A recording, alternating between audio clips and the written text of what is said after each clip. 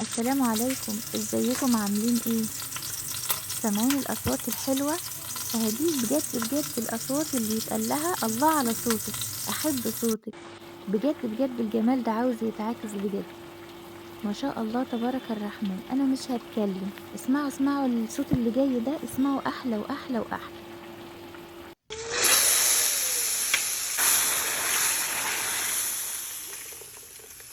يلا بينا نسمي الله ونصلي على سيدنا محمد ونشوف الجمال ده كله اتعمل ازاي وايه المناسبة اللي احنا فيها النهاردة. اللهم صل وسلم وبارك على سيدنا محمد وآله وصحبه أجمعين. النهاردة دي أكل عقيقة، إن شاء الله نتبادل الأفكار مع بعض وأوريكم أنا عملت إيه في عقيقة بنتي اللي مخلفتهاش. ربنا يدي كل مشتاق يا رب. ممكن كمان تعمليها في مائدة رحمن أو تعملي الأكل ده في تجمع، أو يعني لما يكون عندك مناسبة أو فرح كمان. دي لحمة غنم أو جدي بمعنى أصح. شايفين اللحمة بتاعتها لونها فاتح. أنا مرضتش كمان أفتح الكاميرا علشان خاطر إن انتوا تشوفوه. ده هنا الرز بلبن بتاع العقيقة أو بتاع السبوع. ربنا يدي كل محروم يا رب بالقشطة وبالفستق وبالبندق وبالمكسرات، حاجة كده تحفة. اللحمة دي اهي اللحمة دي متقطعة، المفروض ان هي اتقطعت على 3 اجزاء. اللحمة اللي قدامكم دي الحمرة دي بتاعة لحم بقري عادي جدا. كملنا بيه الاكل بتاعنا. كان تقريبا 25 كيلو غير لحمة الجدي. طبعا هنا كل ما بخلص حاجة كنت بطلعها على السفرة، بحيث ان انا لما يجي وقت التقديم قبلها بنص ساعة ادخلها الفرن تاخد وش وخلاص. على كده طبعا عملت سيد القعدة اللي هو البدنجان المخلل، وهنحط معاه سلطة ومقبلات ومخلل وسلطة والبدنجان. طبعا هاخد اللحمة هغسلها بمية وخل، هما غسلينها يعني اللي هي تيتة البيبي غسلتها وقسمت اللحمة. طبعا جزء تصدقوا بيه وجزء هطبخته النهاردة اهو معاكم، هطبخه معاكم، وجزء هيطبخ لمجموعة تانية. وشالوا منه حوالي كيلو ونص او 2 كيلو لبابا المولودة، ان هو ما كان مسافر يعني، ربنا يرجعه بألف سلامة يا رب. طيب بعد ما اتغسلت طبعا المية غلت، انا قسمت اللحمة ما شاء الله على 4 حلل. حلتين ودي اللي هي اللحمة اللي هي قالوا ان احنا نطبخها يعني نسلقها ونخليها على جنب، بحيث ان احنا لو احتاجنا وكان في افراد زيادة. تمام. طبعا انا سلقنا اللحمة، وكنت محتاجة الحلل اللي هي اتسلقت فيها اللحمة بعد ما طلعت اللحمة الأولانية، حطيت مكانها الجزء التاني وسلقته. هنا بقى ابتديت ان انا مسكت الخلاط و... وابتديت ان انا اطحن في الحاجات والبهارات بتاعتي. هنا دي كانت الكزبرة الحب طحنتها لوحدها علشان خاطر ان انا هعوز منها ان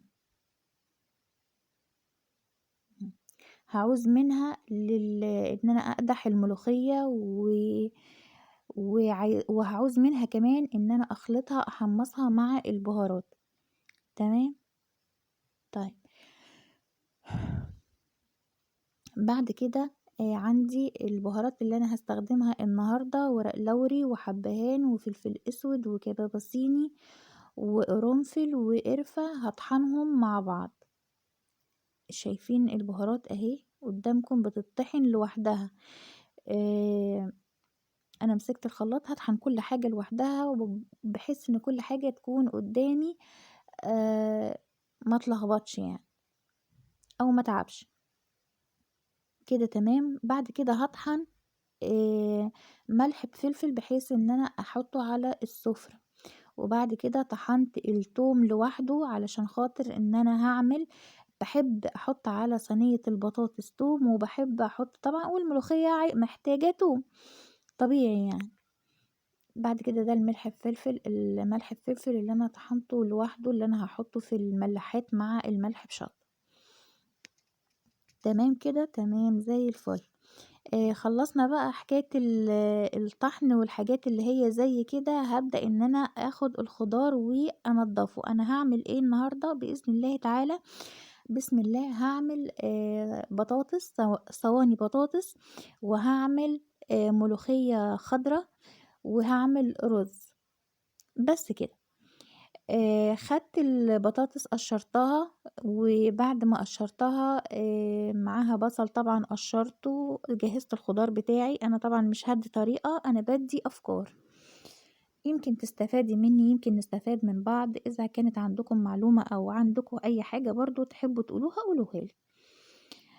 أنا حلفت بصراحة إن أنا أطبخ الأكل ده كلّه لوحدي في اليوم ده من فرحتي بالمولودة وبسلامة الأم. آآ ربنا يدّي كل مشتاق يا رب. شايفين البطاطس أنا قطّعتها مش كبيرة ولا رفيّعة، متوسطة، بحيث إن هي تستحمل السِوَى. في ناس كتير جدًا بتحمّر البطاطس، بتحمّر البصل وبعد كده تنزل بالطماطم وتفرمها في الخلاط والكلام اللي حضراتكم عارفينه ده، وبيقولوا إن لونها بيبقى أحمر. طَب إيه الفرق بين البطاطس كده والبطاطس إن أنا أعملها إيه، والبطاطس إن أنا أعملها صينية؟ أنا باقطّع كل حاجة لوحدها بصراحة بتيجي أسهل معايا. دي عندي هنا البهارات، أنا حطيتها تشم النار كده وتدّي تحميصة وتدّي ريحة، هي اللي بقى اللي هتنقل لي تحميصة التوابل دي، هي اللي هتنقل طعم الأكل في حتّة تانية خالص. أول ما دخّنت كده ولونها ابتدى يحمر، آآ طبعًا على نار هادية جدًا، نار شامعة خالص، هتدّي نكهة رهيبة جدًا صدقيني في الأكل وجرّبيها. إن شاء الله هاعمل لكم كل حاجة فيديو لوحده من العقيقة دي أو من العزومة دي، هاعمل كل حاجة فيديو لوحده. وبعد كده مسكت الملوخية وقرطفتها وغسلتها كويس جدًا وسِبتها تتصفى على ما تبِّلت البطاطس وضبّطت باقي الأكل بتاعي. اتغسلت كويس طبعًا بمَيّة بس، مَيّة جارية بس، مش أكتر من كده.